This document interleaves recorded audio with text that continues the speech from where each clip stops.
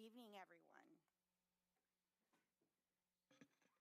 So, in compliance with the Open Meetings Act, Texas Government Code 551, I call this meeting of the Manor Independent School District to order on December 16th at 5 p.m. Let the record show that a quorum is present. This meeting has been duly called, and notices of this meeting have been posted in accordance with the Open Meetings Act. Now, the board will now adjourn into executive session at 5:01 p.m. pursuant to the following sections of the Texas Open Meetings Act, 551.074, 551.071, 551.129, 551.0821, and 551.076. We'll see you back in an hour. Thank you.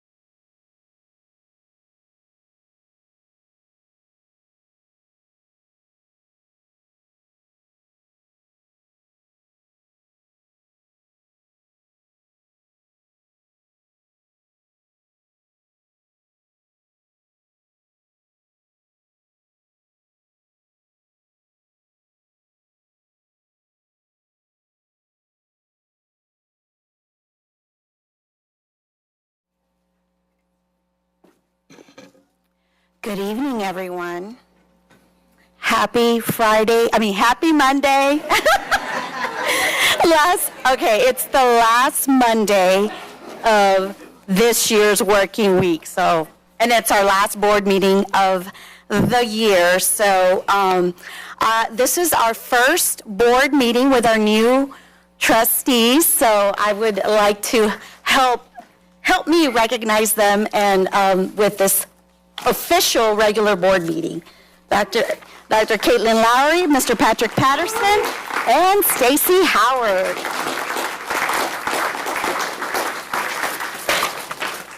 So before I open the meeting, I would like to really take a moment of silence. We have had another tragedy, and in public schools, the shooting in Wisconsin, and I would also like to use that moment as well for a moment of silence for the tragedy that we have experienced in our own district as well. So if you can join me in a moment of silence.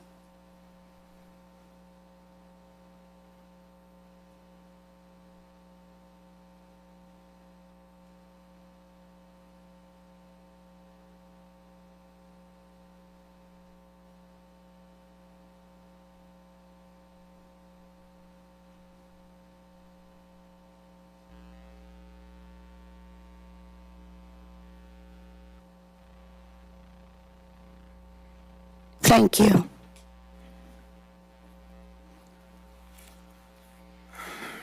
So before we begin as well, I would like to extend on behalf of our amazing board to the community, staff, educators, wishing you guys a restful, peaceful, stressless, and hoping healthy holiday season. We hope you use this time to decompress, regroup, revamp, and come back stronger than ever. So we wish you the best. And after tonight, we will, if we don't see you this week, we'll see you next year. And now I also want to offer something that was gifted to me, a new business coming into town. Frost gifted a rendering of the map of Texas from 1837, and that I would like to be displayed here in Manor ISD. And so this is where we will have the rendering of the 1837 map in Manor ISD. And it's the actual rendering of the map right after the revolution. So thank you. All right. So now I will open up the meeting and get to business. So the board will now reconvene an open session at December 16, 6:07. We will begin with the Pledge of Allegiance. Pledge allegiance to the flag of the United States of America, and to the republic for which it stands, one nation, under God, indivisible, with liberty and justice for all. Honor the Texas flag. I pledge allegiance to thee, Texas, one state, under God, one and indivisible.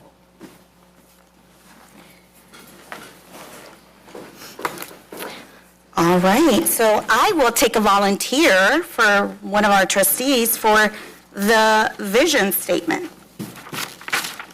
Manor ISD is the best district in Texas where we provide equitable education for all scholars that graduate from ready to become leaders in our community. A volunteer for the mission. Thank you, Ms. Barnett. I'll read the mission. Collectively, as a community, Manor ISD provides equitable resources, a safe learning environment, and high-quality educational services for all scholars to successfully achieve and reach their full potential. Thank you very much, Dr. Lowry. And we will move to item number 6, Recognitions. There we go. President Cortez, Dr. Somani, and trustees. Excuse me. You reminded me of something, and I do apologize for interrupting you.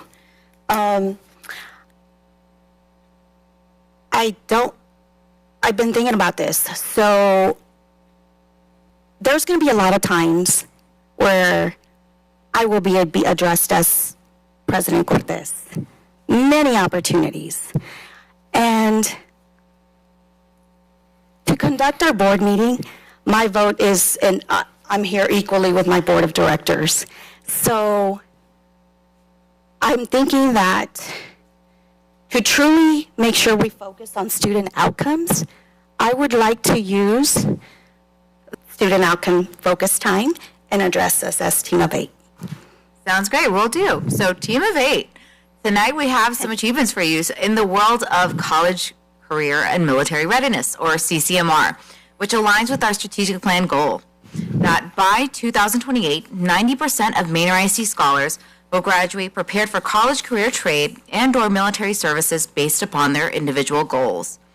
Before we get started, for those who are here tonight being recognized, once your name is called, if you can walk to the left, and then you'll shake the hands of our trustees, and once everyone is done or been called, we'll go ahead and take a group photo, and then you'll exit that door and take individual photos. Now let's get started. Tonight we are celebrating the academic achievements of our middle school scholars who excelled on the PSAT 8-9, earning a prestigious spot in the top 10% of their peers.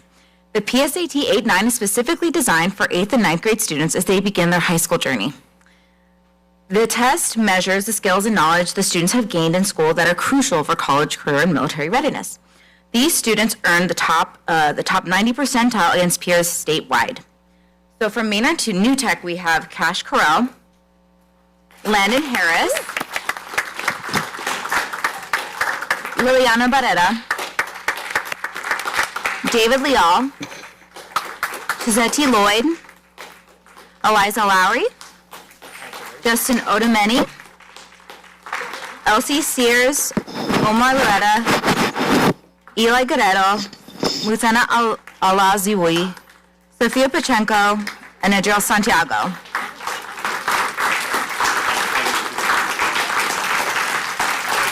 We also have some students from Decker Middle School, Timmy Nguyen and Emma Ath.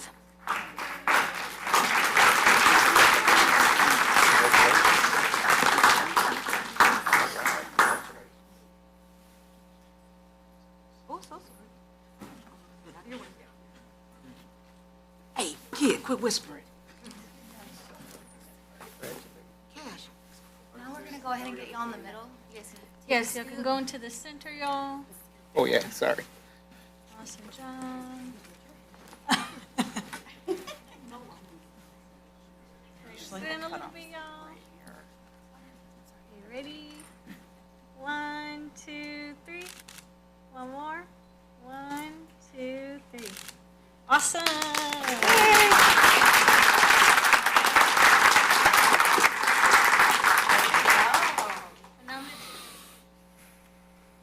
Yeah, congratulations to these scholars. One more hand of applause. Thank you. Congratulations. Parents, just so you know, we're not stealing your children. They have a nice backdrop out there, so feel free to go with them if you want to try to use the backdrop over there as well. Congratulations, and to the parents as well for making us proud. Thank you so much. You can continue. Awesome. Well, Team of 8, stuck with me again for Staff of the Month recognitions for December. So staff, I should mention that these staff are nominated by their campuses for the amazing things that they're doing for our scholars each and every day at our schools. So for those being recognized tonight, you'll do the same drill. You'll walk up to the left, shake the hand of our trustees, and once we're all done, we'll take a group photo, and then you'll head out those doors for individual photos. Now let's get started. For the CDC, Cynthia Bermudez. From Blake Manor Elementary, 5th grade self-contained teacher Christina Rivera, and bilingual long-term substitute Evelyn Vega. From Bluebonnet Elementary, Leticia Johnson, self-grade self-contained teacher, and Erica Banda, attendance associate. From Decker Elementary School, second grade self-contained teacher Claudia Garcia and counselor Nancy Brown. From Lagos Elementary, third grade dual language teacher Erica Salcedo and registrar Marisol Gonzalez. From Oak Meadows Elementary School, pre-K 3 teacher Anna Rosa and senior admin associate Holly Williams.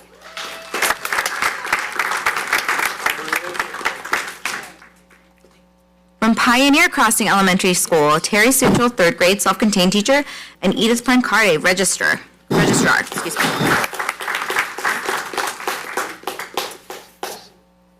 From Presidential Meadows Elementary School, functional academic class teacher Arian Ochuchan, or Ong Chuan, excuse me, and paraprofessional Alicia Brent.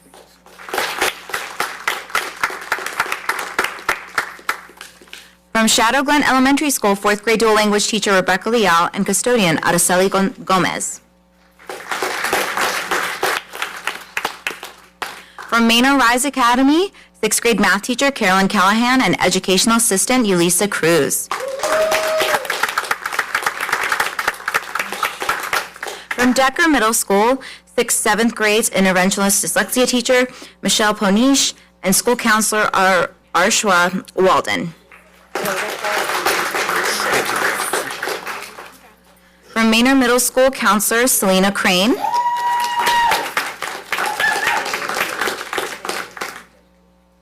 From Manor New Tech Middle School, 8th grade algebra teacher Ian Suplan and campus safety officer Julia Lopez.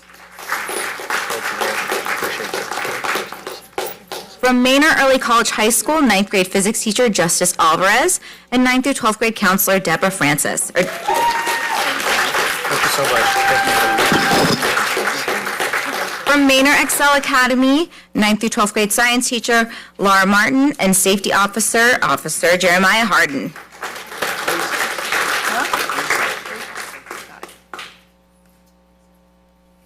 From Manor High School, 10th grade world geography teacher April Watson and attendance associate Celeste Gonzalez.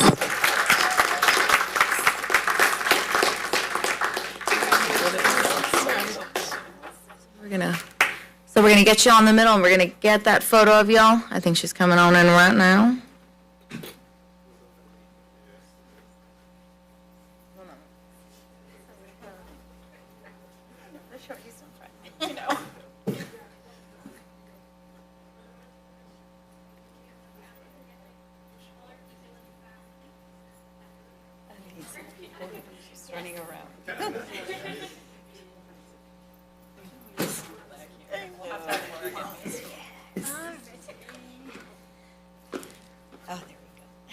Ready?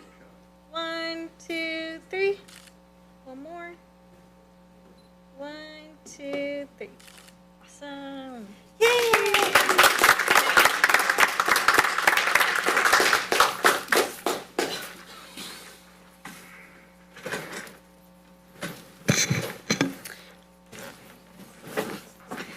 Thank you so much. And for all your hard work, now go get some rest. Public forum, we have one. Great.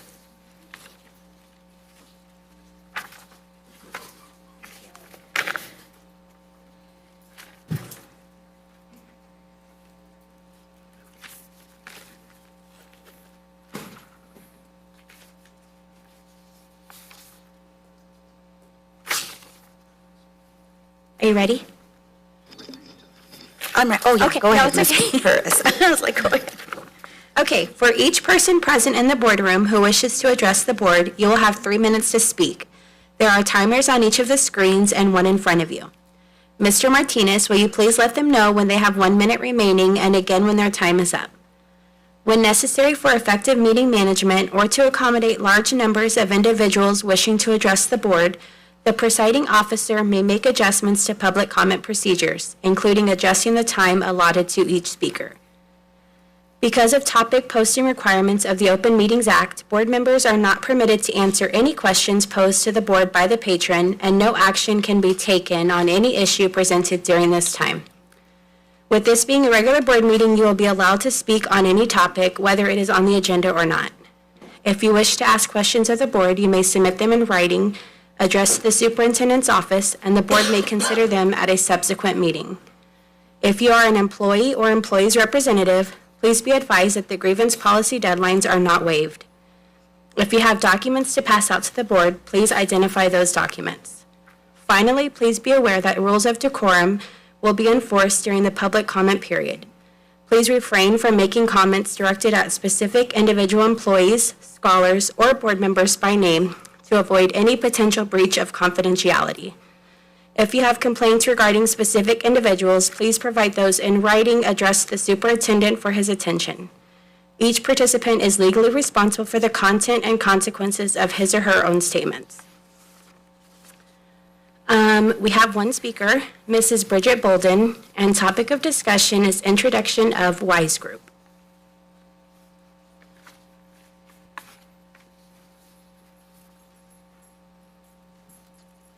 Ready? Yes. Greetings, Team of 8. My name is Bridget Bolden, and I am an employee of Manor ISD. But most importantly, I am a member of a new group that was formed by Dr. Tammy Williams Hill, known as WISE, W-I-S-E, which stands for Women Inspiring Student Excellence. Dr. Williams Hill did a call of action back in the spring to some of the central office staff and some staff outside of central office. Her focus was not on positions nor titles, but on who would be willing to help support students. With her guidance, which included her thoughts in reference to data that she had researched and shared with us when it came back to students within the district with math and reading level skills, she felt the need to be proactive versus reactive, which is why I am standing here before you today introducing our group along with our other women of WISE.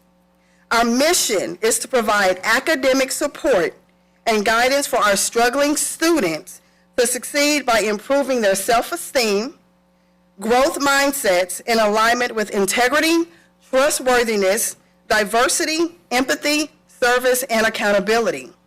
We stand in unity as one Manor ISD to ensure that we help all students, and let me repeat that, all students with a primary focus on the ones that look like me.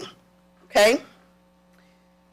While understanding that we are here to help break down barriers by listening, supporting, and creating power within them that can change the world.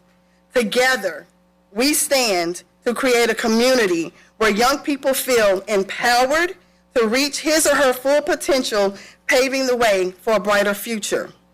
Also, I would like to let you know that next month, we will be attending the principals meeting to discuss how we can help our principals and their campuses be successful.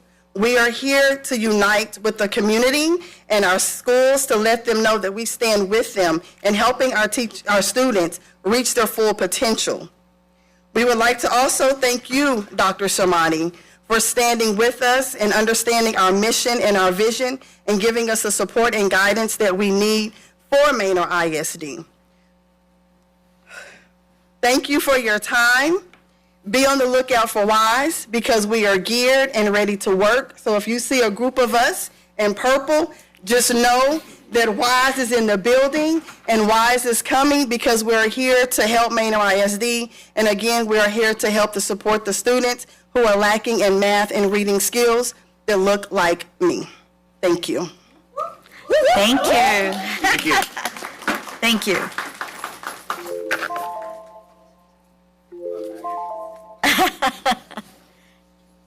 And that's it for public comment, right, Ms. Pettis? Yes, awesome. All right, thank you. So we're going to move on to closed session action items.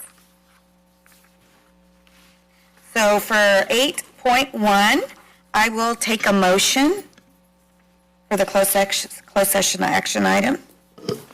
Madam President, I move that the board make a finding that there is not good cause to support Rafael Morales' resignation from his position at Manor ISD. I have a motion by Mr. Patrick Patterson. Do I have a second? I'll second. I have a second from Baby, Mr. Martinez. I get the M's and the W's all the time confused.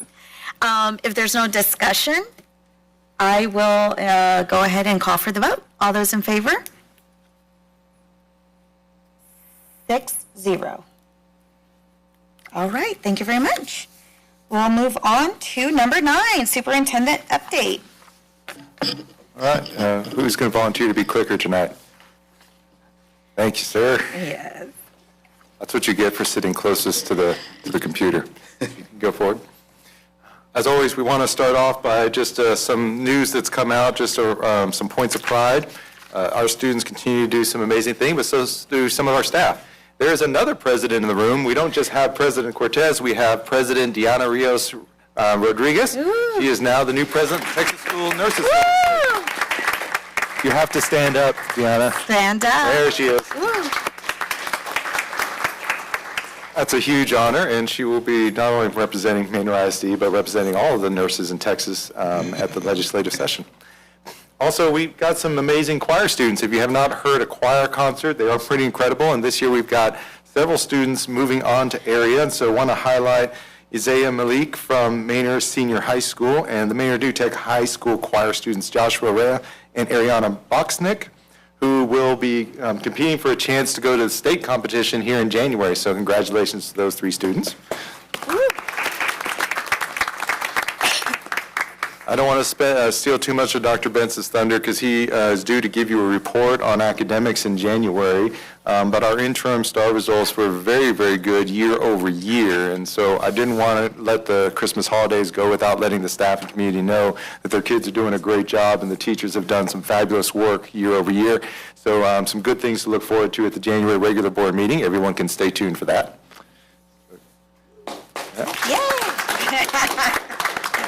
And hot off the presses, New Tech High School Band had a banner season.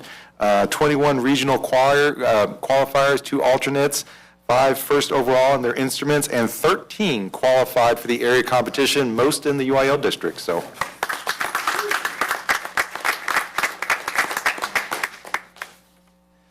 And trustees, as we have been doing, I want to give some updates on safety and security, the safety of our students. And I want to start off with just some investigation updates.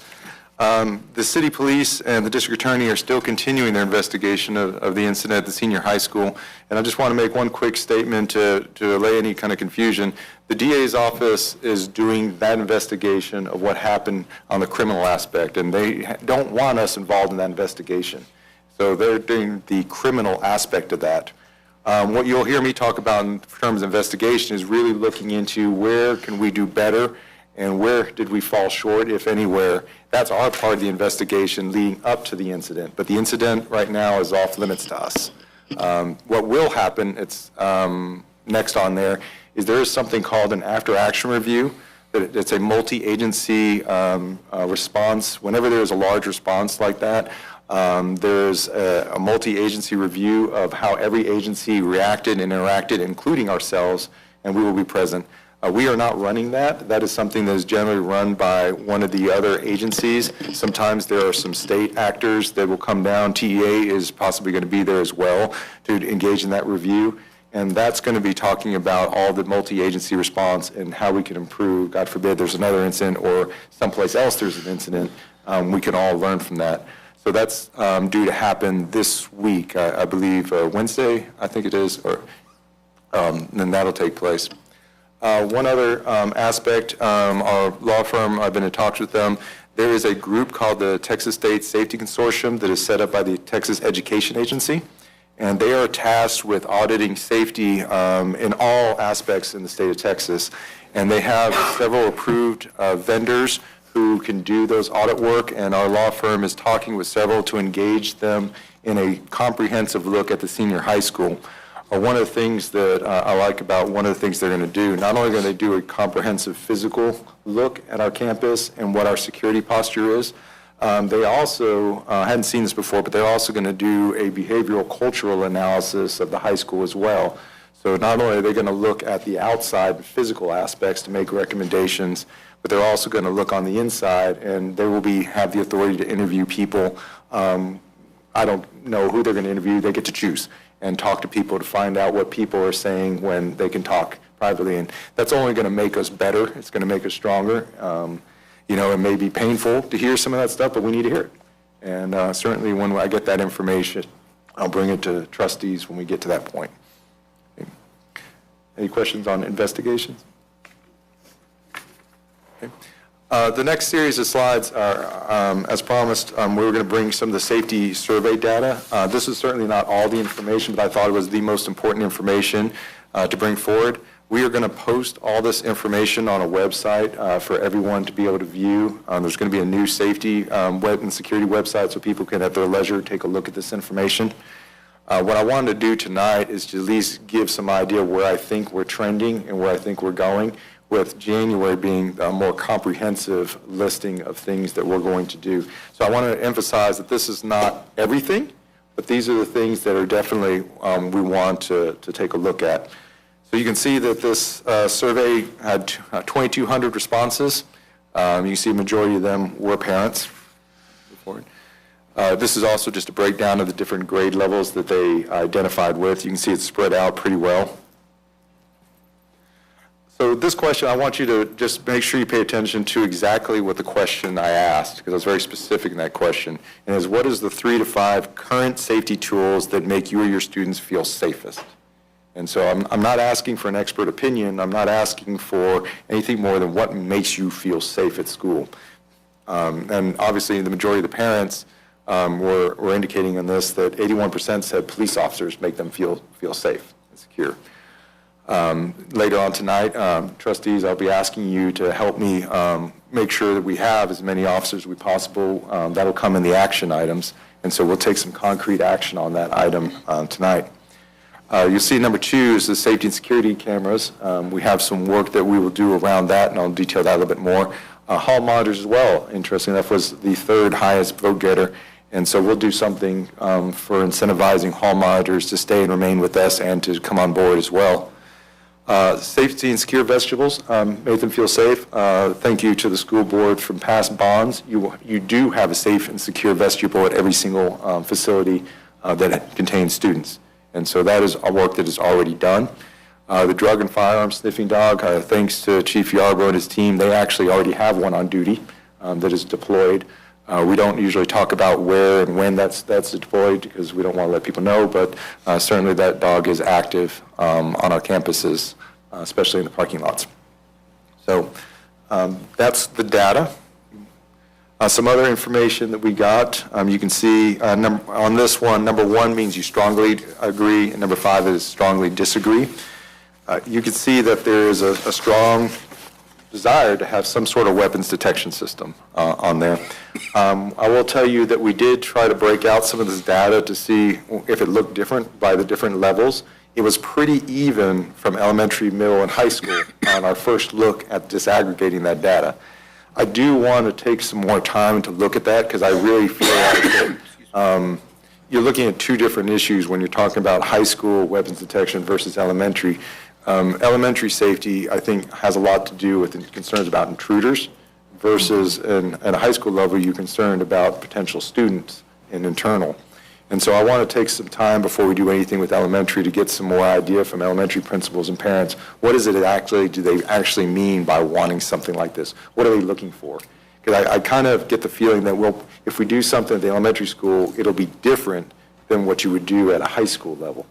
Not to mention high school and elementary buildings are physically very different from each other in the way they're set up and the way the security's set up. And it's just basically because of the size. And the events. At high school, you have all kinds of events going on, all kinds of times. So there'll be more to kind of dive into there. And please stop me if I'm sorry, board. I'm just plowing right along if you have any questions. I do have one question. When you get ready to present all of the data to the board, can you do one thing for us? And while you've aggregated parent and student data, can you go ahead and separate student responses from parent responses? I know that one of the questions in here is about conversations, community conversations.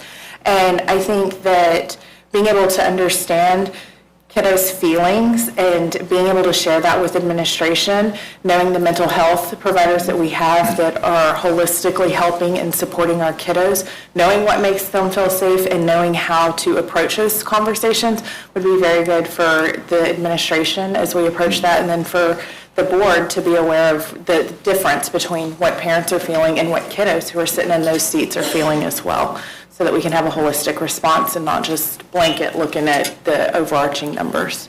Understood. Certainly you. something we can do. Okay. We should move forward. Just another aspect of this, as you can see, talking about reducing the number of entry points. One of the questions we wanted to know is changing the entry points of schools. Causes some inconvenience, I will say, and some delays, and whether that was what was important to the community. And you can see what the scores are there. We'll talk about Manor Tech High School here in a little bit, because that's going to be the biggest changes in how people enter the school building. Here we asked about cell phones, and you can see that there was a large response to not wanting to ban cell phones. I will tell you that there is legislation that has been filed to do just that in the state of Texas, and so there may not be a question of what happens in the future. We'll have to stay tuned to see what the legislature does. And I think that's something Anna and I've been, and we're more than happy to testify if needed.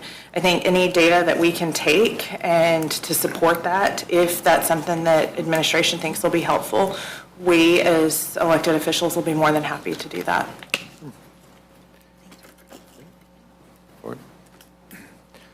This last one, talking about whether people feel like a community discussion on violence prevention would be helpful or not. Obviously, you see the numbers there.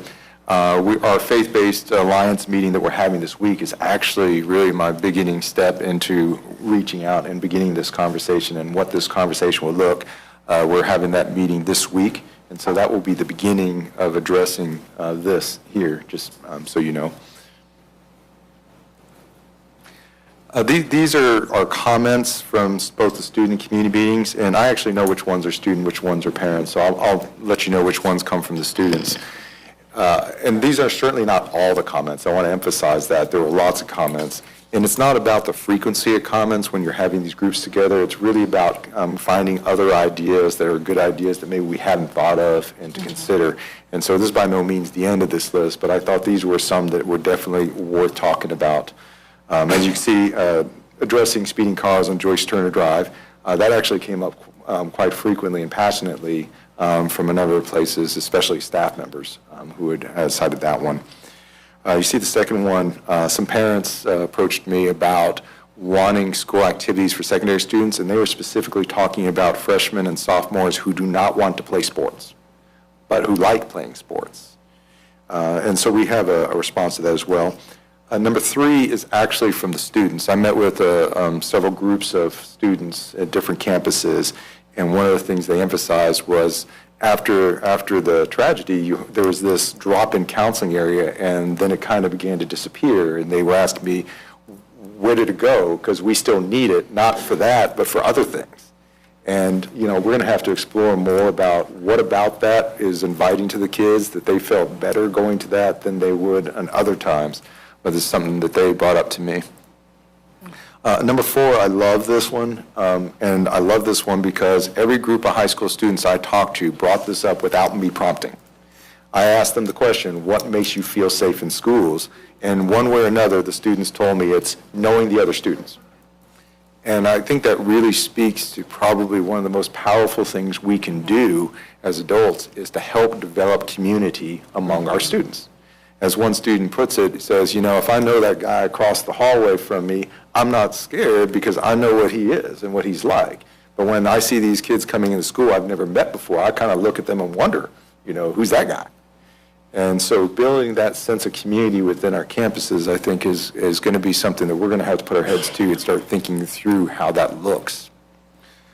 Number 5, that's more adults. We were talking about how do you decrease the movement. Obviously, we have a split campus in Manor High School and the senior high school, and even MEX and the senior high school have a bit of a split, even though if it's not completely, but you have to go outside. So I think parents recognize that every time you go in and out of a building, you offer an opportunity for bad things to happen, as opposed to one continuous building enclosed. And so that's something that we want to consider. And then ensuring the bullying is addressed came up a number of times, and I think that's important to review that process well. And you'll see that in these recommendations I have. So these again are not all the recommendations. These are right now we have a running list of some 20-something recommendations that we're working on internally. But I wanted to bring some of those we're definitely going to do and that will show up in the district improvement plan later on. First and foremost, tonight I'm going to ask you to provide a retention recruitment stipend for our police officers and hall monitors. You heard me say before, we're actually got a police officer coming on board. He's in training in December. We'll have another one come on in January, but that still leaves us with 4 vacancies. And we also don't want officers to leave. And so we want to provide just at least a starting incentive point for that. We also still have not filled all our hall monitor positions. And so since that was the third on the list, we figure providing a modest sum as well there could help attract some more. And as I talked to one trustee, this is something we can start with as a cost, and if we want to bump it up later, we can always increase it in a future board meeting. Number 2, the security camera upgrades. There's already money in the 2019 bond that the voters granted us authority to use to upgrade the security cameras, and that's been an ongoing work. And as you can see, Manor High School, MEX, and the senior high school were already completed. Manor New Tech is next, but what we've done is we've worked with the technology team to identify ways that we can accelerate the most critical of those upgrades. And a lot of this is not that there aren't cameras, a lot of this is upgrading the quality of those cameras so that you can see better. And there are some cases where putting some new cameras make a lot of sense. Number 3, improving the weapons detection systems. To kind of give the board a little bit of idea what I'm thinking process-wise, and certainly, when it comes to the kind of money that we're going to talk about, you certainly weigh in. In order to accelerate, what I've asked my staff to do is to prepare a request for proposal to ask companies to go ahead and put in their bids without us having chosen a company yet. What that'll allow us to do is to bring to you in the January regular board meeting, if we haven't chosen one yet, we can bring you a number of them that you can qualify for us to choose between, so that once we do the vetting process fully, then we can go back and choose a final product. It may also be a case where we may want different products at different buildings depending on the layout. I also want to invite the board. I'm planning in January, once we identify some of these products for sure, we have some that we want to go see. They're in place at different schools, and I want to invite trustees, certainly if you have the time and ability, to come out with us to get your eyes on exactly what we're talking about as far as these systems are concerned. They are going to cost somewhere near about $100,000 in entryway, and so if you think estimated 15 entryways, that's 1 to 2 per secondary campus, so you're looking at around $1.5 million. There is that much money in our 2019 bond contingency and interest, so the money is there that can be used. And so that would be the money that I would be asking for authorization to use at the January regular board meeting.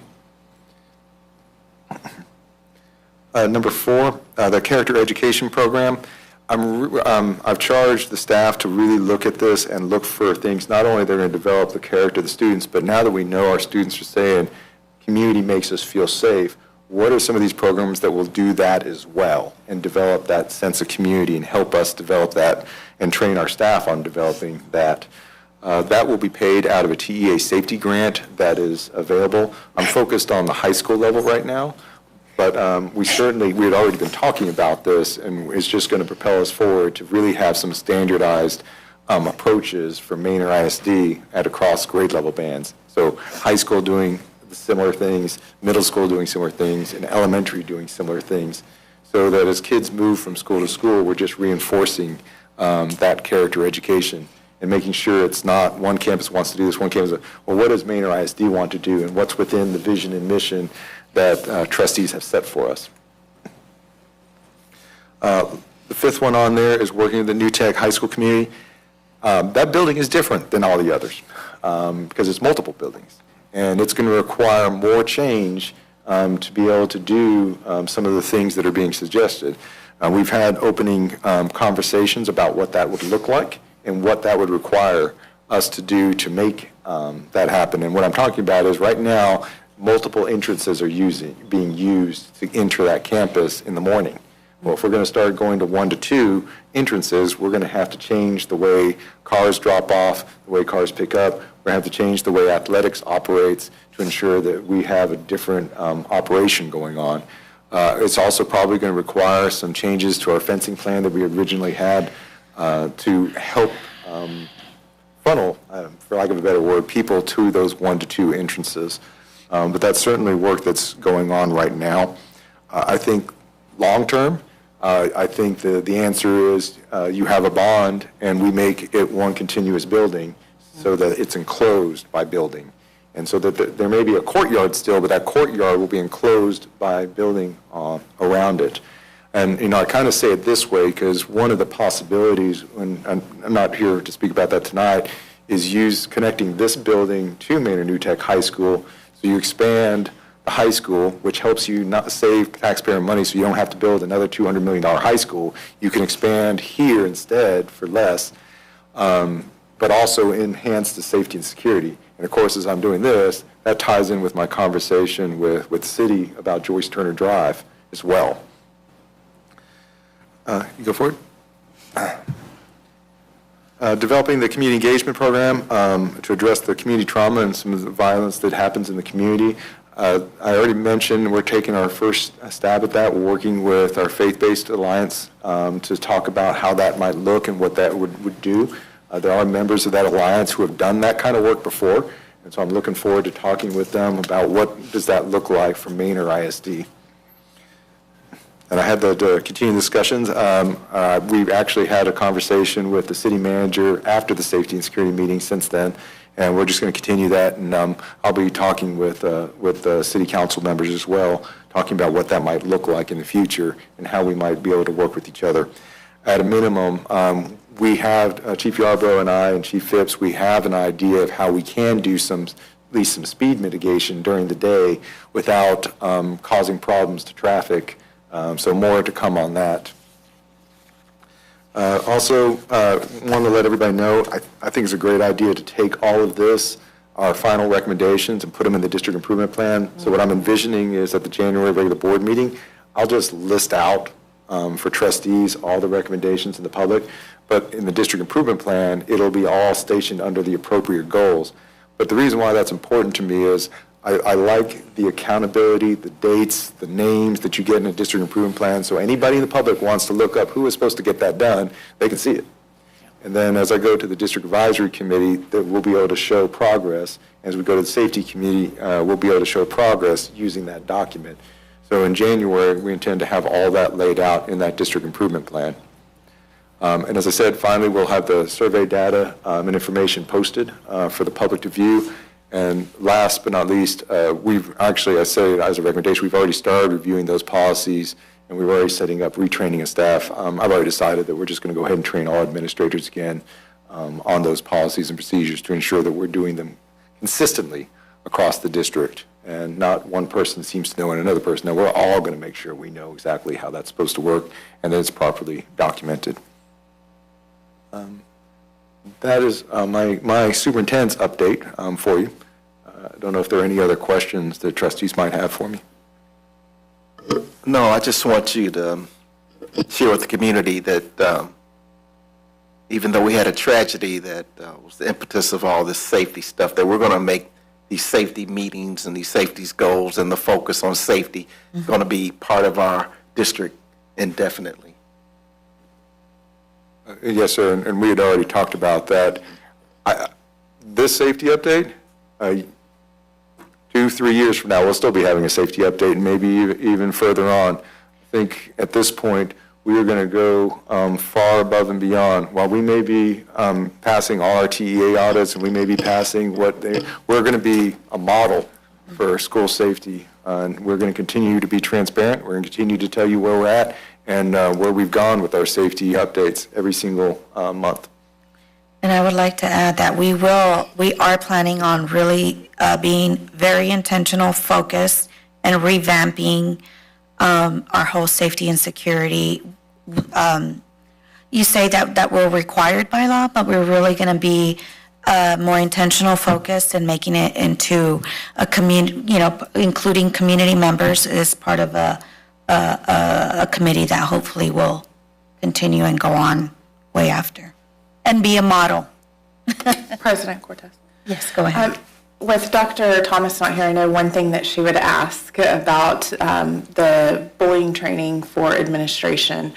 She and I have sat in several meetings with kiddos, and I think that part of that training, if you could ensure that there's a campaign or something going out to students so that they explicitly know what to do if they see bullying, if they feel that they're bullying, what is that action plan? Because that's some of the things that she and I have heard from students is they don't know what to do in some of those situations.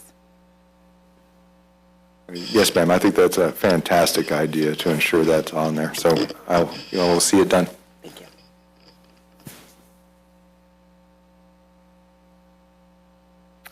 All right, so I guess we'll move on to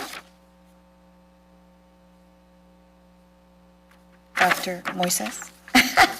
Dr. Moises.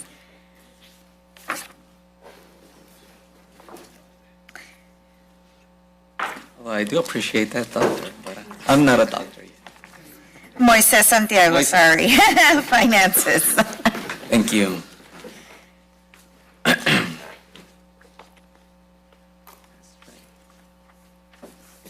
You'd like I to do can an take the- intro on the constraint? Yeah, I can do the first one. So these are our constraint progress measures that were adopted in January 2023.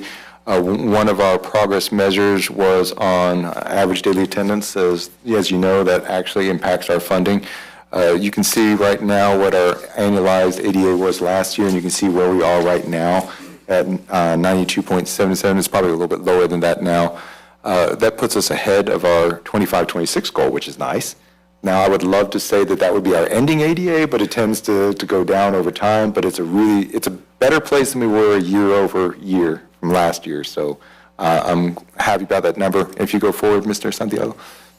And this is just to look at some of the things that have been going on in order to increase that attendance and to address attendance in the district. And it's having a positive impact as our great teachers doing great teaching. And Mr. Santiago, I'll let you take it from here. Okay, so the board has established the thresholds or the goals for the current and the upcoming school year as far as the percentage of fund balance of the actual expenses. Last year, in 23-24, the goal, I believe, was to achieve a 20%. We actually ended up with a 27% fund balance of the budgeted expenses. Yeah, if you go forward, it's easier to see on the chart. Oh, yeah, you're right. Okay, so I was referring to the 23-24 school year. So the original goal was at 20%. We ended up the year with the audited unassigned fund balance as a percent of the total budget at 27%. The previous year, as you can see, it was a lot higher. Those were better years. The 23 and 24 were kind of marked with a little bit of heavy spending on those years. So our goal is to reduce that spending and kind of level up our budget where it's supposed to be, where we reduce or basically eliminate the deficit. That's our main goal. The current year, the 24-25, started out the year with a goal of achieving a 16.4%. Currently, based on actual expenditures, we are at 12.3. We're working on that. We have reduced the budget by about 4 point some million, and our goal is to reduce that, or at least close to get us somewhere within the 13 to 15% of the CPM goal. For the following year, we are the current year is going to drive what the following year is going to be at. So depending on where the 24-25 falls, will determine where the 25-26 goal would be. But currently, we have left it at 16.4. We might have to adjust that one depending on what the current year dictates or where we end up in the current year. The 16.4, I believe it was determined based on a cash on hand balance, unassigned fund balance of 90 days on hand at the end of the year. We might have to increase that one a little bit more so that a 90-day fund balance is mainly for a school district that ends a fiscal year at the end of August and only has about 3 months to operate with a good fund balance before revenue starts to kick in sometime in December. The reason why I say that we need to increase that is because we have more than 3 months to operate at the end of the fiscal year, June 30th. We need to increase that so that we have more cash on hand and available so that we don't have to go and borrow more to be able to fund cash flows until the end of November, at least when revenues start to kick in December. So that's our goal right there, to achieve a percent that's greater than or equal to 16.4, or at least 5 months of operating reserves for the 24-25 and the 25-26 school year. Any questions on that? Does that make sense? So just for clarification, the numbers that we're looking at in the chart, that is the percent of funds that are coming from the fund budget versus tax revenue. Yes. So what you're looking at right here is the unassigned fund balance. What's left at the end after expenses are subtracted from your revenues and the carry forward from the previous year. That's your combined unassigned fund balance. It is a number that's recorded on your balance sheet, not on your income statement. The reason for that is because it takes into account all of your current cash assets, subtracts your liabilities, leaves you with owner's equity or your net worth. That's kind of what makes up your unassigned fund balance. Okay. I hope that makes sense. And so you're basically saying that the 16.4 number is the number that corresponds to 4 to 5 months of In this case, it operating reserves? Yes, sir. In this month, it corresponds to less than 3% or 90 days of cash on hand. And the minimum standard for that would be what? It depends. It depends for school districts. Varies between 24 and 25, which is good. And the private sector is looking at about 30 to 40, but that's way too high for us, being that we have limited resources as compared to the private sector. But the 24, 25 is healthy. According to the TEA first rating report, they want between 60 and 90 days of operations. For us, it doesn't work because we have to borrow at the end of 3 months, and we have 2 more months to operate until revenues start to kick in. So and that's the reason why I say we need to increase it up a little bit, give us a little bit more safety net in there.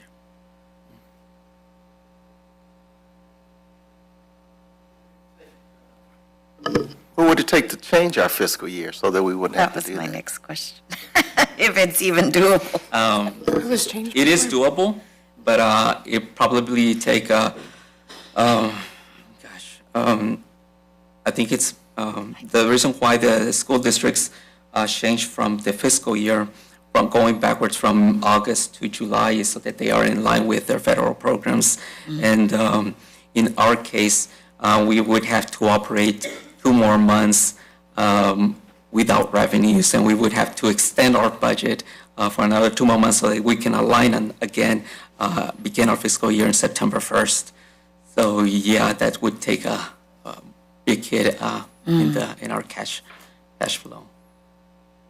It can be done, but yeah, that's going to take a bit of unassigned fund balance. Yeah. Good question, yeah.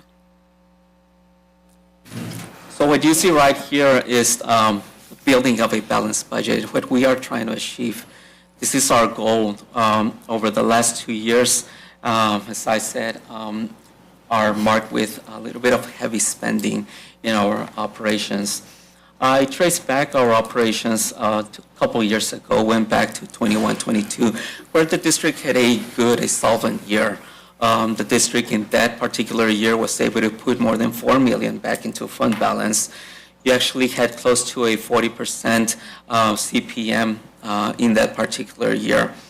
Following year, it started to reduce and reduce. And so what I'm looking at is using 21, 22 as a base year so that I can see what the district did in those years as far as allocating for instruction, allocating for maintenance, allocating for all of the different functions, and use that as a basis.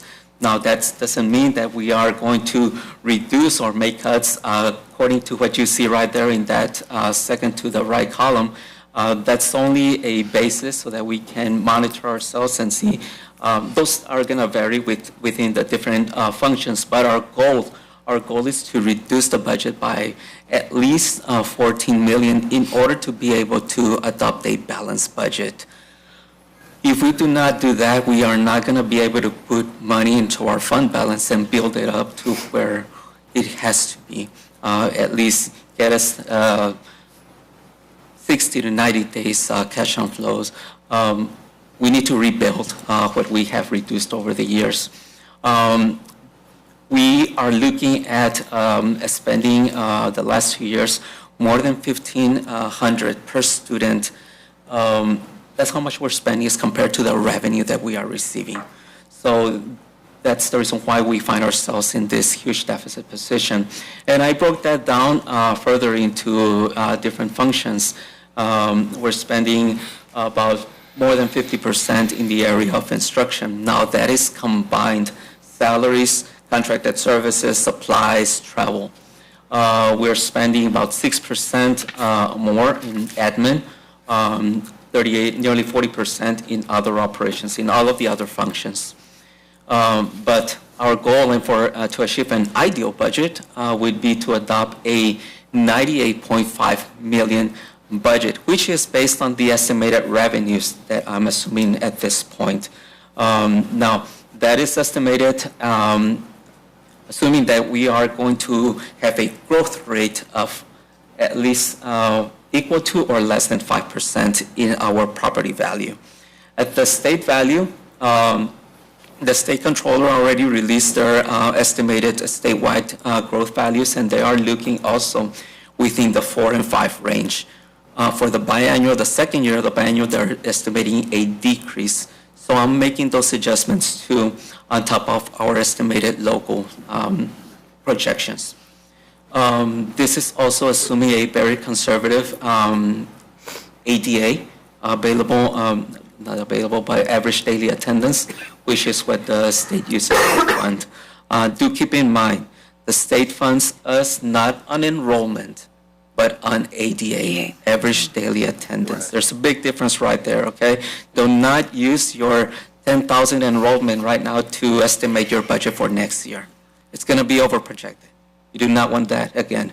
So you adjust your enrollment by the attendance rate at every campus, and the state takes an average of those. What's the difference? Can I ask a question? Sir? Go ahead. Who's that? Somebody's asking a question? Oh,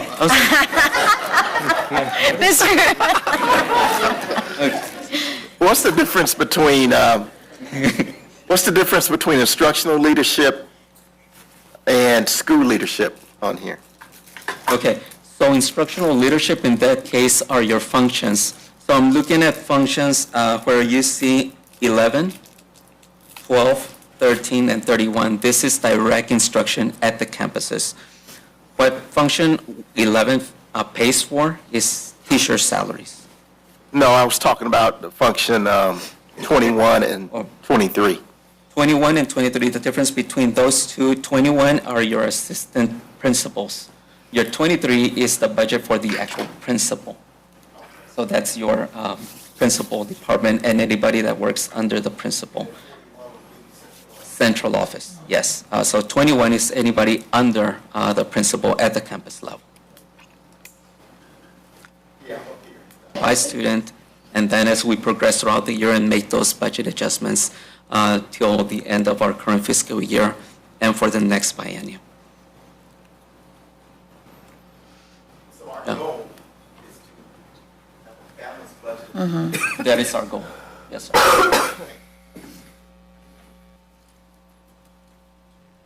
I think that's my last. Well, thank you so much, Mr. Santiago. I know you just got here probably not even 3 months ago. Yeah. And you've really helped us a lot. So thank you for putting that together. You hear that we are, of course, looking towards making sure our goal is to have a balanced budget, but there's hard decisions to be made. Yes, ma'am. And then hopefully the legislator helps us a little bit, but we'll see what the outcome will be. But really, I know I've had several one-on-ones, and I'm glad to hear that the action Right. and the forecast Right. and all the work that you're putting to make sure Yeah. we try to get there. Thank you. And on these assumptions, we're not using current legislation. I know, We increase exactly. revenues and Exactly. Yeah. as conservative as possible. Thank you.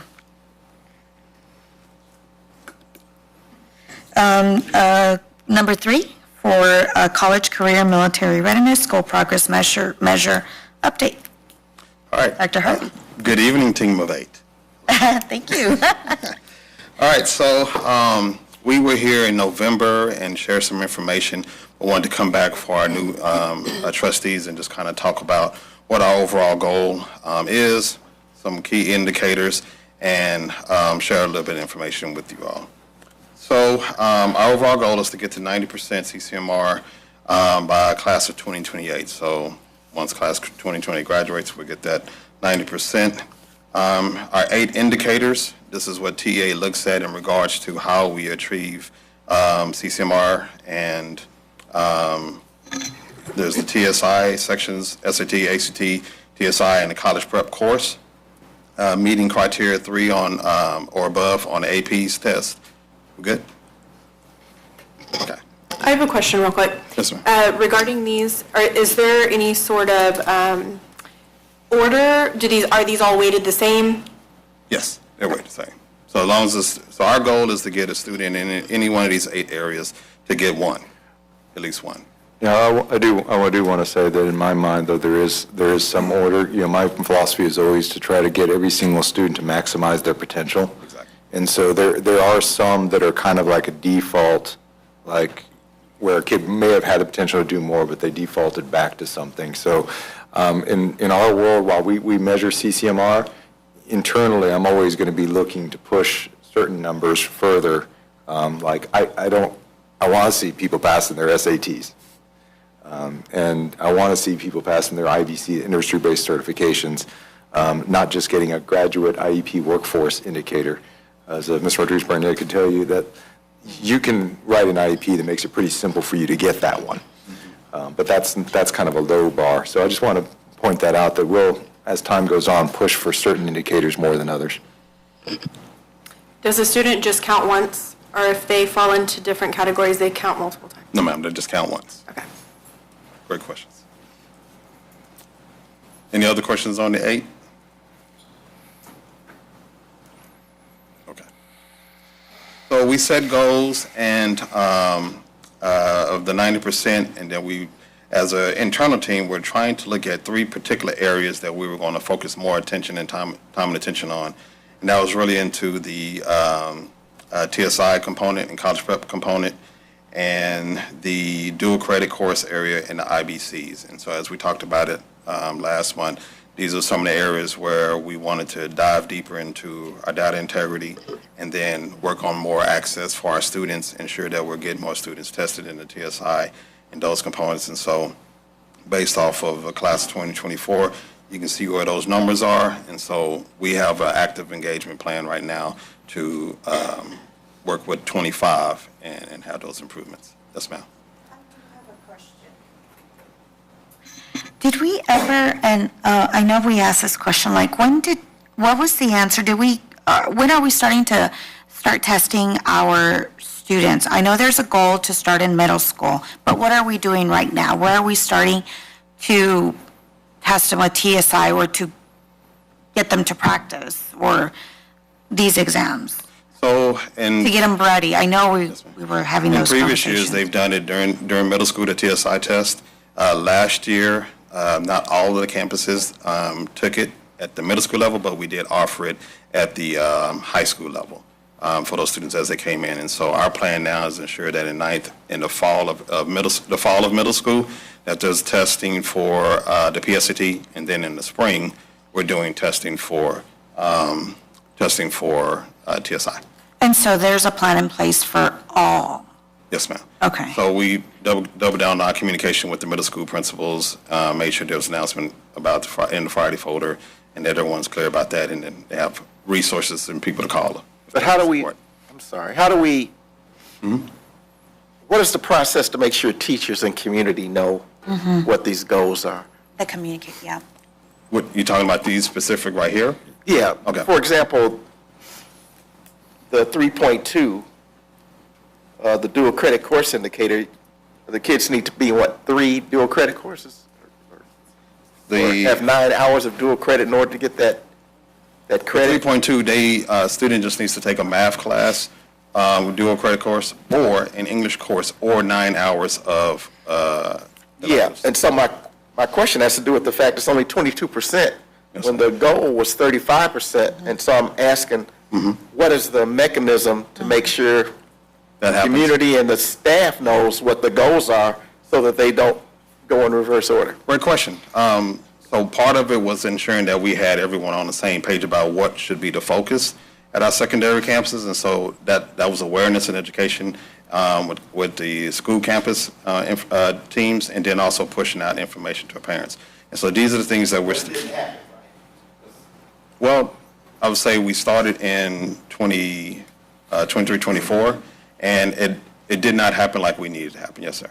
And so what we've done is revisited those mechanisms and are working through our current process right now to ensure that it's going out from the campus accurately.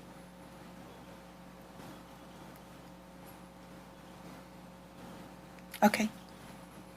Okay. So, and just internally, we've been looking at adjusting those mechanisms specifically based off of the information we received from in IBCs around TA and the changing goals and standards. And so 3.3 is shifted based off of those shifts. And then in 3.2, we're focusing, we're still looking at hitting the 55%, just shifting in how we're master scheduling and ensure that there's adequate access, testing, and adequate access to the dual credit classes. So we're going back, what we're basically saying is we only want about half of our kids who do a credit indicator. And I guess what I'm getting at is, our high schools are Title I schools, right? So,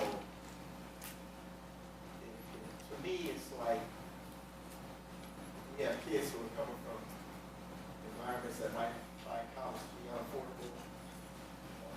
And we have a community college that now is almost Free. free. Yes, sir. Seems to be like, goal. Yes. 5% might be. Well, and the 50 part, I think that's from where we started with the information and the data that we had during the time period. The obvious goal is get every student access to whatever they want to take. And we have been pushing the one-day ACC opportunities for not only the associate's degree, the free associate's degree, but up to a bachelor's degree for their 4 and upcoming 5 bachelor's degrees, 5-year tuition-free opportunities. So we're definitely pushing that. There's still the cultural work we have to do with our family and community so that they're taking advantage of the dual credit courses. And so when we do, and that goes back to what you talked about in regards to awareness. And so academics and I have been sitting down, really scoping out a plan of how to bring awareness down to the earlier grades so that their parents have enough time to ask the questions and students have enough time to prepare adequately for those opportunities, those features. Because if they only find out about it in high school, there's a lot of stigma and different things that we're facing in that space. I guess, like a simple question would be, how do elementary parents and students know that in order to get to calculus in high school, they're going to have to take algebra? That's what we have to put in place, sir. That's exactly what we have to put in place, because as of right now, that doesn't exist. And so, unless it's. Question, that goes back to there's pathways that are being developed for that purpose Exactly. to get information out earlier. Yes. If that's your pathway, yes. Yes, ma'am. That's why we're building the K through 12 CCMR pathway for that specific purpose, because these are our ways of addressing the information gaps and getting early awareness. These are things we're building right now. Yes, sir. Some of these things will be here in the spring, and some of these things will be ongoing throughout the year. But the information right now for our current middle school students, matter of fact, even right now, there's the school choice fair that's happening right now simultaneously while we're meeting tonight, where they're talking about all the opportunities for high school. Who's making sure the staff is really telling kids about these opportunities?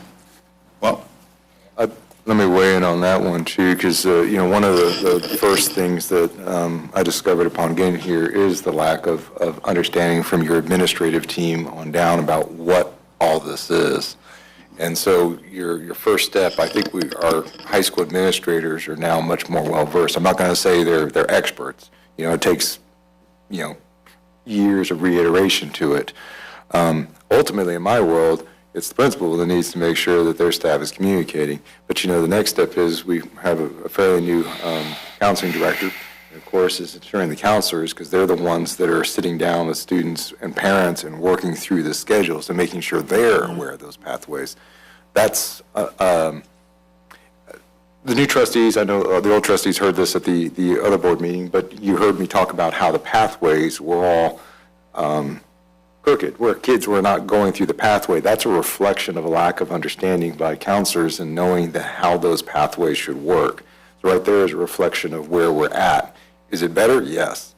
I'm not going to sit here and tell you that I think we're perfect. I can tell you we're not. I know from past experience, it took me a couple of years in another district to begin to really flesh that out and straighten that out with everybody's understanding and knowledge. But you're hitting on the right thing. It's about knowledge so that you can have access. If no one gives you that knowledge, I as a parent can't make an informed decision to get my child on the right pathway. And that is definitely the battle that we're engaged in now. And it'll be a long-term thing.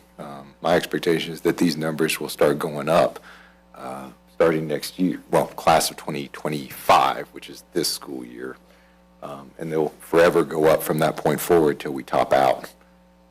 One thing, though, I wanted to mention, you mentioned, especially in our community with Title I, that we haven't really talked much about, because it kind of goes back to your question about, are some CCMR indicators better than others? Well, one thing we haven't been doing in this district that we're doing now is the college prep courses. So if you have a student that's going along and has not made that college-ready standard, they look at themselves going, I guess I shouldn't go to ACC. The college prep course is an opportunity to show a student to take college math, or entry-level math, I should say. It's not actually college math, but it's entry-level math, and realize, I can go to ACC because I can pass this course. Because if you can pass that course, you should be going to college. And so we have, I forgot what percentage of students are taking those courses now. We only did one school, but there's a large percentage of our students now that are taking those courses so that they can know that when the ACC comes down here in the spring and starts recruiting, you can pass this course and you're passing, you should be signing yourself up. So that's just one more way to help, address that same thing. I did have one thing, being a parent with middle school aged kiddos. One of the things that I know we typically don't do, save the trees, right? But I think this is big enough that this is something that we do make sure that paper is going home with students, and that we also look at using all of our digital signs too, right? So we're driving down, that's a conversation. It is, you're coming into town, you see it, right? And you're having that conversation with your kiddo as you're going home. Hey, did you get that? Can you tell me more about that? You're going to engage in that conversation when you see something like that pop up on one of the billboards. But I do think that, parents are busy. They get the texts, they get the emails, and then it's, but if they have something in their hand and it's on the fridge or something, a kiddo's shaking a permission slip in front of me, that means something. So I think that that's an opportunity for the administration to think of how we communicate that in a different mode as well. The outreach part. So do you think you can include something in, to follow up with this conversation? Just the pathway. I don't know, you might have it here or not, but the plan on what that looks like for the outreach that counselors, I think it's the understanding, the lack of understanding of counselors, making sure that we all understand the different pathways, or the parents do, and how that looks like, and what the plan looks like when we're, expecting. You said some of it is rolling out currently, you're working on it. Some of it, it's not going to be able to be rolled out to the end of the year. So if we could get some maps, some guide, that way we, don't absolutely. keep on asking the same questions. We can get that for you for Friday, and my counseling director is back there smiling because she's got homework now. And these are very good questions. Also, I want to remind you, make sure your mics are on when you speak. I'm not sure if everybody has their mics on. It has a little red light. Thank you.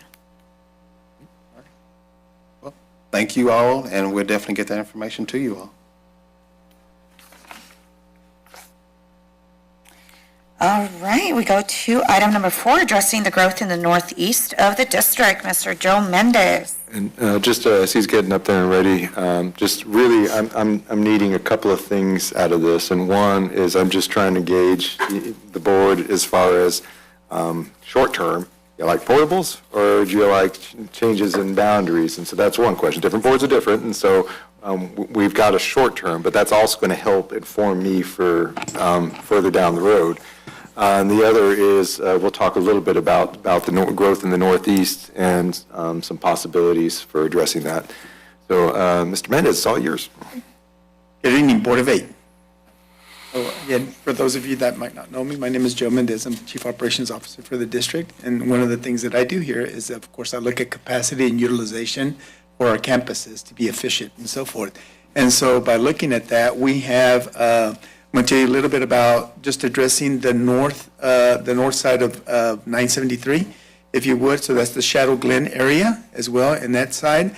And in particular, I'm here to talk to you about the Shadow Glen campus itself, Presidential Meadows, and including Manor ISD Academy, and how we're growing in that area and so forth, and capacities in that area.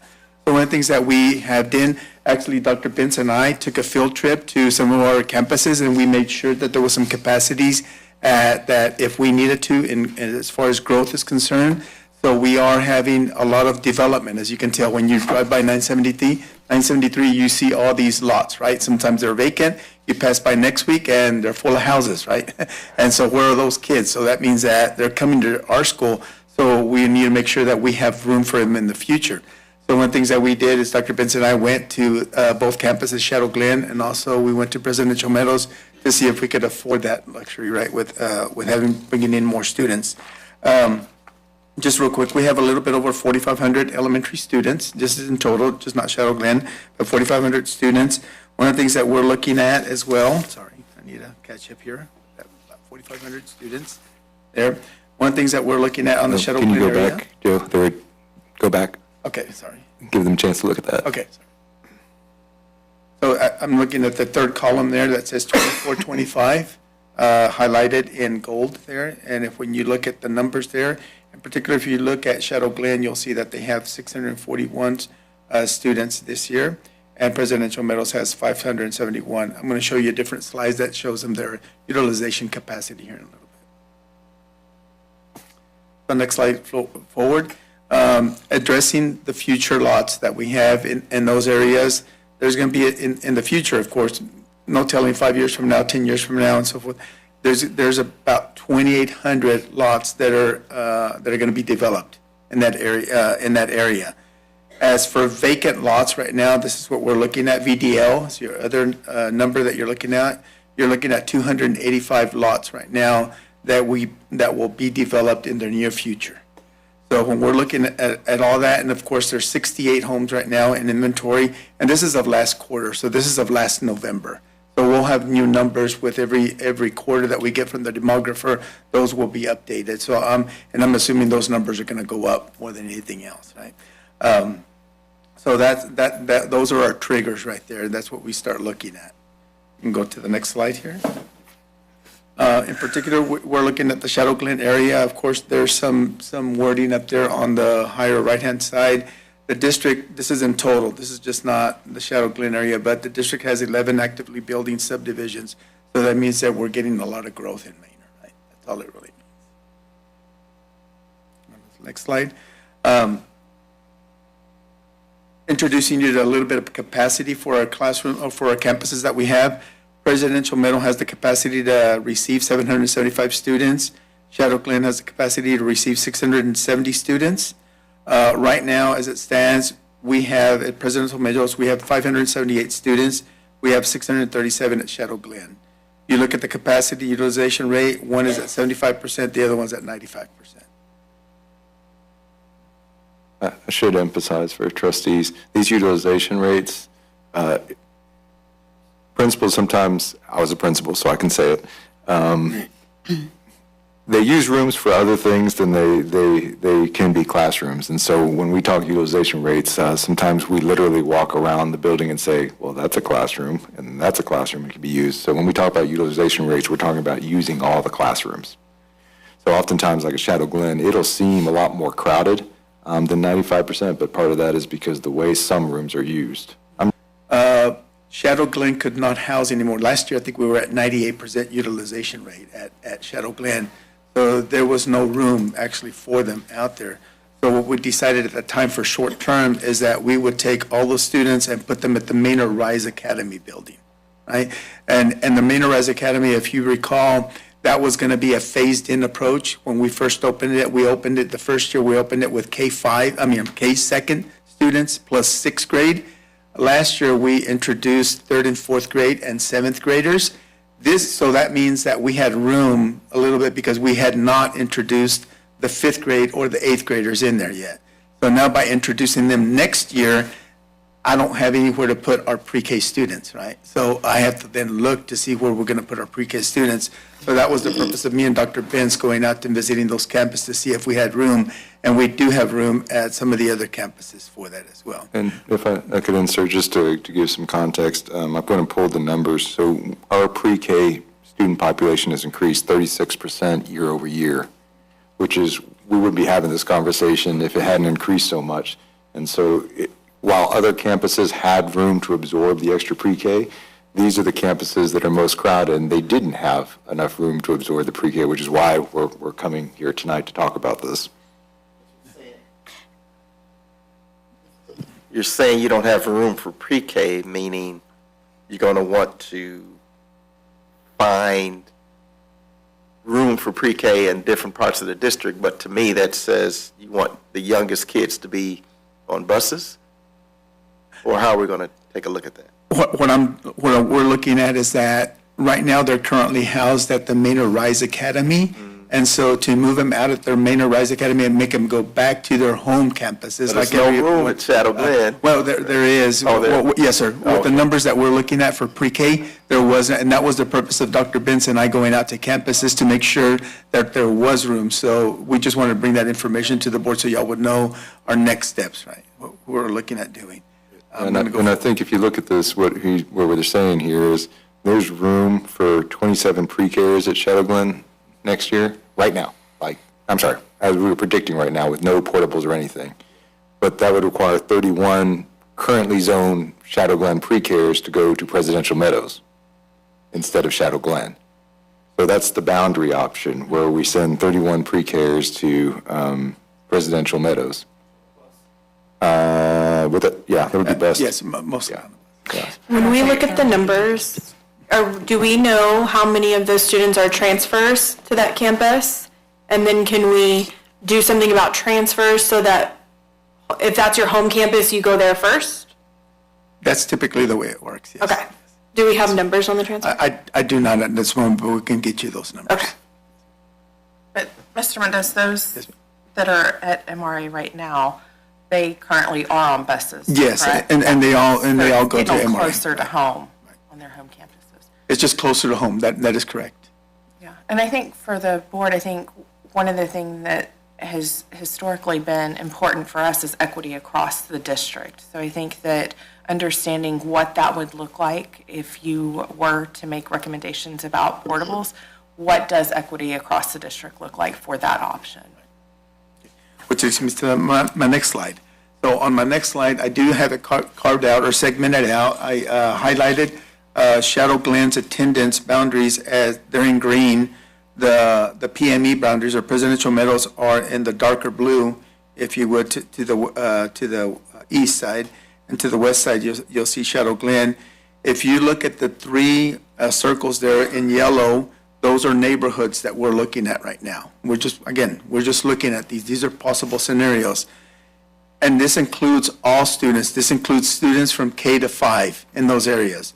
So that means in that neighborhood on the lower part, 54 with the 54 number, or the other option here would of course be to bring in portables, right? Portable units. Again, Dr. Benson and I, when we went out there, we looked at the facility, we looked at the back part of Shadow Glen, and there is room out there to put portables out there. And then with the new parking lot that we just built this year, there's more than enough room that people can navigate in and out. Again, it's just an option, but I just wanted to make sure that everybody does understand that we do have choices, right? We could either expand the boundaries or we can maybe bring in portables. And a portable has 2 classrooms? They could either be one or single. Most everybody in Texas does 2. That is correct. So, and they're about 1,400 square feet, roughly around that much. So, did you have a question? I did. Okay. I know you guys are in the early stages, but fiscally, have you all looked at what either of these options would look like as far as budget-wise?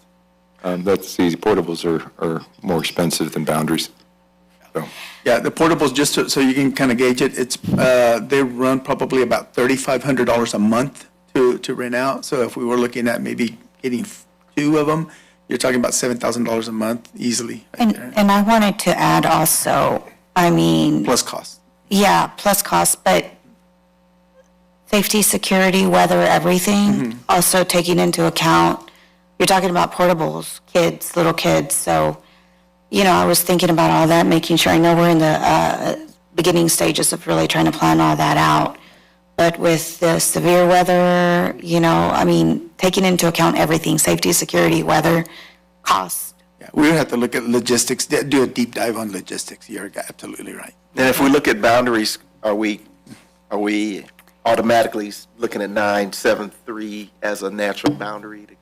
I'm sorry, Are we? 973, you're Yeah. looking at that. Are we- 973 is kind of off right now, and I wish there was a way to, I don't know if I can make this bigger. Oh, there it is.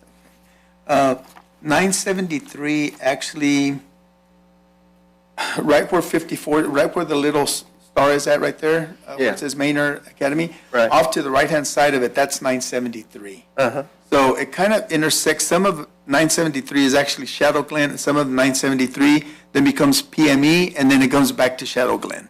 They kind of zigzag. I think to answer your question directly, it can be, but I think you're talking a little bit more far-flung in the future, because what's going to happen is you see the blue or Presidential Meadow, it goes all the way out to Elgin ISD, and there's new subdivisions going out there that Presidential Meadows is going to have to absorb, which if you go forward one slide, Joe, and zoom back out, which is why we also just bringing up long-term, go back one. Long-term, somewhere probably up there, we're probably going to want another elementary school. So you'll actually have 3 in the northeast. You'll have Shadow Glen, and then north of, I forgot what the road is now, you'll cut off Shadow Glen into this northeast elementary school, and then Presidential Meadows will take care of your 290 all the way towards Elgin. And that's and we're talking 5, 6, 7 years down the road here now. but we obviously have to be prepared for it now before everything gets developed and then the land prices are really, really high. And we're purposely not showing exactly what we're looking at because if some developer knew where we were looking, they would suddenly start charging us more. But we have our eyes on some long-term properties. But really, the short-term discussion is what I'm kind of hearing is this board would prefer us with the pre-K is looking at not doing portables, but looking at talking with those families about going to Presidential Meadows for now. You did ask me a question, Mr. Patterson, I was thinking about. He had asked me about what is the possibility of building wings onto campuses. Shadow Glen actually is one place where I think you could potentially build a wing onto it someday. I don't think 5-7 years down the road you can build enough capacity there to absorb everything that looks like it's coming in the Northeast. But just to give you that option, there's enough physical space there. Presidential Meadows, I think, is going to be a little bit tougher to add onto it because of the way it's built and where it's situated.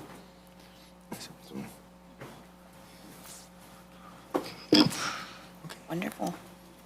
Any questions? I guess any further questions? I think we're good. Oh, we didn't talk about, or did you want to talk about the potential school in Northeast? The land and all that? 'Cause you have to- Only that I think as we move forward with a potential bond, I would recommend we look at adding some land acquisition in that. Just so you know that, and Mr. O'Hanlon, correct me if I'm wrong, but I believe the law allows us, if we do get an opportunity to purchase a piece of land and we have the funds available, we can purchase it and then refund ourselves with a bond that passes in the future. So you would have to buy it out of maintenance and operation dollars and refund yourself with INS dollars later on. At least we did that in the past district, he's saying yes.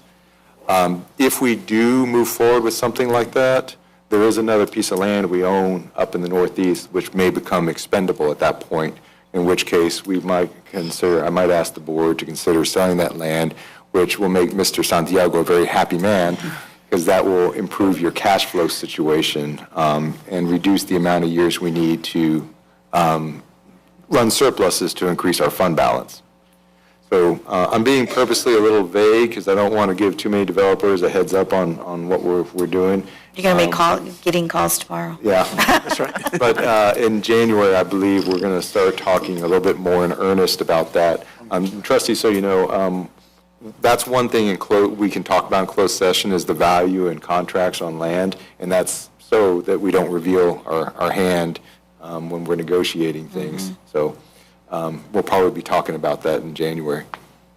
Can you give the new trustees the most recent information when we did the property tours and everything? So that they're aware of that?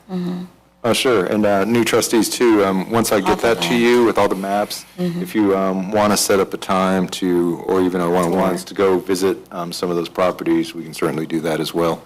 We took a nice tour of Manor ISD in the, it is a minivan, so you got to be okay with minivan, but All right. but our mechanic tells me it is the best ride in the district right now, so. It's her and I that were, yeah. Thank you so much. Thank you, Mr. Mendez. All right, so now we will move to item number 10, information items. If we have number 1, November 2024 monthly financial report, Moises Santiago. If there's no questions regarding that, we can definitely move forward. And just so the public knows, all our trustees get a lot of the information beforehand, ask all the questions, and that's why we're able to move forward. Okay. Number 2, HPM update. If there's no questions from anybody, then we will continue moving forward to number 11, consent agenda items. We have a consent agenda of items 11.1 through 11.7. I can entertain a motion to accept the consent agenda items. I move that the board approve consent items 11.1 through 11.7 as presented by administration. I have a motion by trustee Howard to accept consent agenda items 11.1 to 11.7. I have a second from Mr. Trustee Patrick Patterson. No discussion. If there's no discussion, I'll go ahead and ask for the vote. All those in favor? Passes 6-0. Wonderful. And the last action item, number 12, consideration and approval of the retention stipends for Manor ISD safety and security staff. Just briefly, this is connected to what our community has said, that they feel that hall monitors and police officers make them feel safe. We do have vacancies, and so I'm asking trustees to consider giving a $1,000 retention stipend payable on after the last instructional day. So every officer, sworn peace officer who stays until after the last instructional day will receive that stipend, and any hall monitor who, or called a safety officer who stays until after the last instructional day will get a $500. We hope that this will help not only show our appreciation for those folks and ask them to help them to want to stay, but will also attract some talent as well. Wonderful, thank you. So now I will entertain whoever would like to make that motion. I move that the board approve the stipends for Manor ISD safety and security staff as submitted. I have a motion by Trustee Lowry to accept item 12 as presented. I'll second. I have a second by Trustee Rodriguez Barnett. All those in favor, say aye. Can we have discussion? Oh, sorry. Any discussion? I always ask for discussion in this one. Discussion. Yeah, Go ahead, Mr. I'm just Patterson. wondering exactly how many people are involved, the number of stipends, because in my mind, these roles are very important. And I think we would really be sending a great message to these staff that if we could think about these safety monitors, security hall monitors, receiving $1,000, and maybe the officers receiving $1,500, if it's not too fiscally irresponsible, I would like to modify the motion in that way. Just to give some dollar amounts to attach to that, as the motion currently reads, it will cost $32,000, and so we just have to calculate it. So I would guess off the top of my head, you're increasing it, be around $50,000, $55,000 total if you want to amend that motion. I would like to offer a friendly amendment. So I have a motion and so we're, You have to take. he just I amended. make a motion that Okay. we afford the police officers $1,500 stipend after the last instructional day, and the hall monitors $1,000 if they stay after the last day of their duty. So I have the amendment motion by Ms. Trustee Patterson. Do I have a second on the amendment? I have a question. And The I- total estimate, does that include the vacancies as well? Negative, I don't think we included those, did we? Oh, okay, my bad, we did. Okay. So you're good with the answer already, Trustee Howard? Yes. Okay. So I have an amended motion by Mr. Patrick Patterson on increasing the both amounts. Do I have a second?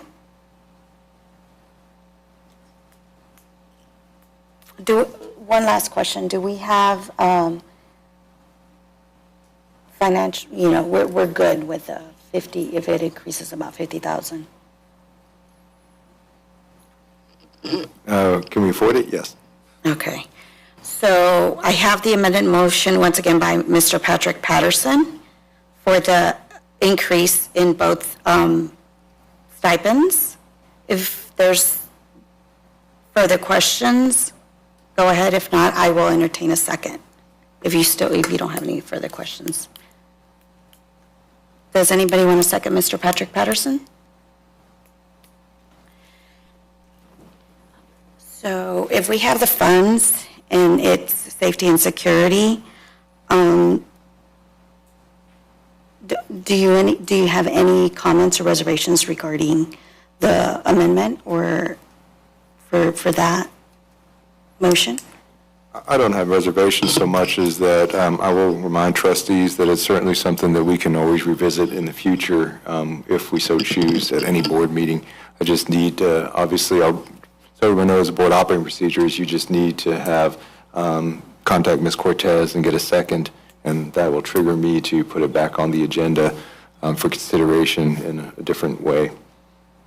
Can we go back to the original? Yeah.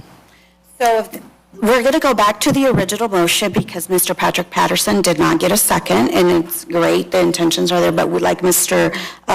Sarmani said, we can always revisit that.